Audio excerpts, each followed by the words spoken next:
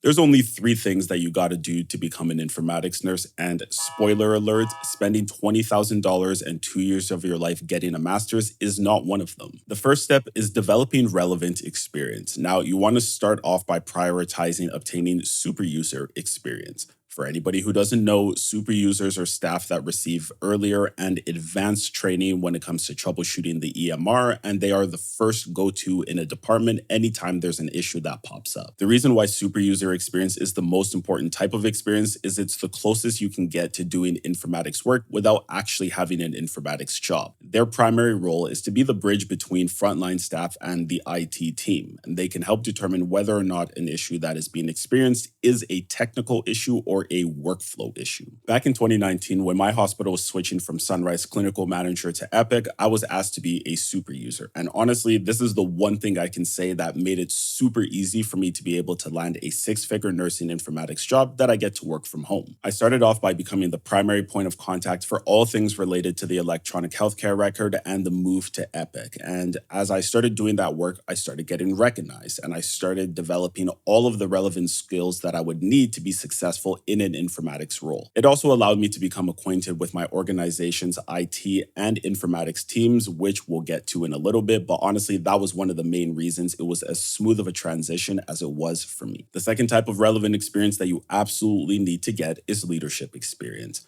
A lot of nurses underestimate how important it is to develop leadership skills because they see it as not being within their realm of responsibility. But if you really think about it, as nurses, we're already in a position of leadership. When it comes to the therapeutic alliance that we have with patients, we are placed in a privileged position of trust and power. That means that we're already leading our patients. But we also lead students. We lead orientees when there's new staff coming to the unit. And then obviously, if you're a charge nurse, then you play a leadership role in that way as well. So whether or not you're trying to become an informatics nurse, you will benefit immensely from taking the time to develop leadership skills. You can do this by investing in your own personal growth and development. I am a huge fan of John Maxwell. I read a lot of his books. And if you're trying to start off by doing that, you can pick up a copy of Developing the Leader Within You 2.0. And start finding ways to practice what it is you're learning in your work. There was a time early in my nursing career where I gained a lot of influence in a short period of time. But because I hadn't taken the time to properly develop my leadership skills, that influence started going to my head a little bit. And I started doing things that leaders really shouldn't be doing. That'll be a video for another day. But to make a long story short, I ended up losing all of that influence and had to work really hard to regain it. And what allowed me to be able to get back to that level and then skyrocket beyond that is the fact that I really took my personal growth and development outside of work really seriously. I read books by John Maxwell. I studied other great leaders. I took the time to find resources on YouTube and to listen to podcasts. Leadership is no more than the ability to influence the thoughts, words, and actions of other people. So this is going to be something that will be greatly beneficial in all areas of your life, not just in terms of becoming an informatics nurse or growing your nursing career. The third type of experience you need to become an informatics nurse is quality assurance or quality improvement experience. Now, I'm sure some of you are wondering, what does that have to do with becoming an informatics nurse? Well, I'm glad you asked. Everything. And I mean everything that we do in nursing informatics has its roots in quality improvement. We're looking for ways to optimize the electronic healthcare record so it's more efficient for nurses. We're looking to be able to optimize the information that goes into the system so that we can have better information coming out of the system. And the ultimate goal is to use that data to inform decision making, which will allow us to be able to improve patient outcomes, to save time and save money. So in other words, quality improvement. You can gain this type of experience by getting involved in a quality improvement council, a quality assurance working group, or a joint workplace health and safety committee, and actively participating. And the beautiful thing about getting involved in this way is you'll also gain leadership and change management experience, and this will look great on your resume and also bolster your skill set, making you a much more appealing candidate for a nursing informatics job. Once you've got the relevant experience, it's now time to optimize your resume and your cover letter so that you are the most appealing candidate possible for nursing informatics jobs. And you're going to do this by creating an impact and outcome-focused resume.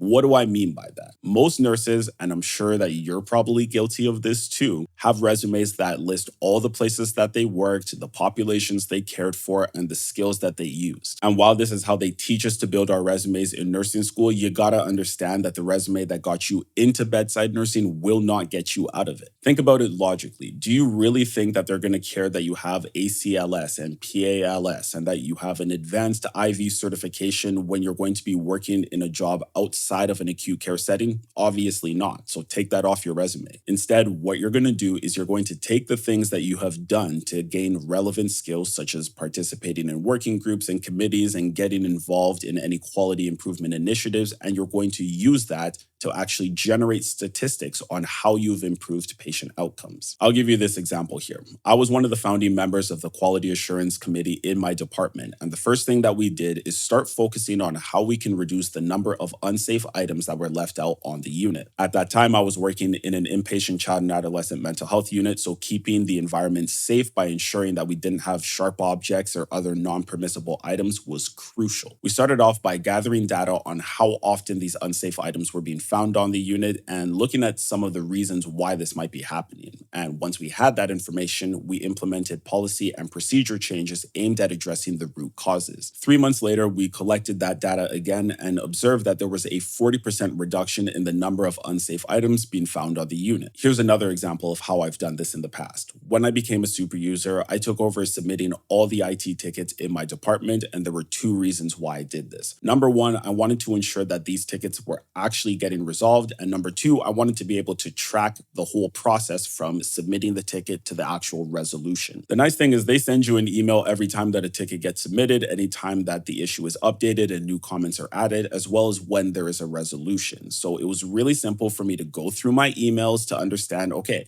what's the average length of time that it's taking from submission to resolution, and how did I facilitate that process? And because of this, it was super easy for me to understand that the average length of time from submission to resolution was 4 days, which in the IT world is phenomenal. And of course, I put that on my resume and it made me look real good. Now think about this for a second. If you're a hiring manager who has dozens of applicants for a single nursing informatics job, and you have somebody who has a master's in nursing informatics but 0 relevant experience, and then you have somebody who has a very storied history of impacting organizational outcomes, who are you going to call in for an interview? At that point, it's a no-brainer. This is why you don't want to waste your time getting a master's in nursing informatics. Just take the time to gain relevant experience and track how it is that you are positively contributing to your department. It's really that easy. Once you've got the relevant experience and an impact-focused resume, the final step is to network. We've all heard it said that it's not what you know, but rather who you know. But as nurses and healthcare providers in general, we are terrible at taking advantage of this principle. I mentioned earlier that when I became a super user, it made it super easy to build connections with the IT and the informatics teams. So because of this, in addition to the fact that I had all the necessary relevant experience, as well as a proven track record of positively influencing informatics work,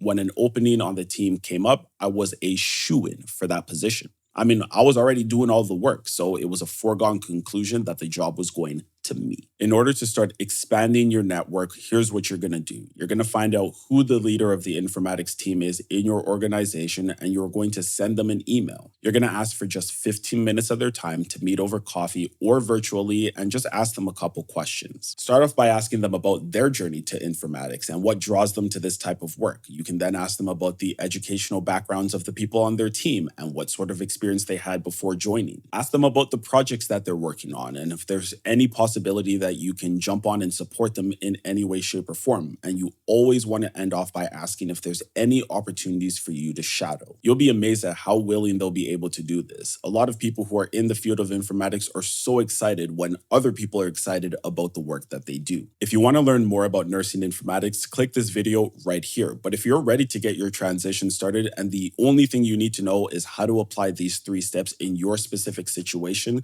click the link in the description and book a call. Don't forget to like, subscribe, and share if this video added value to you.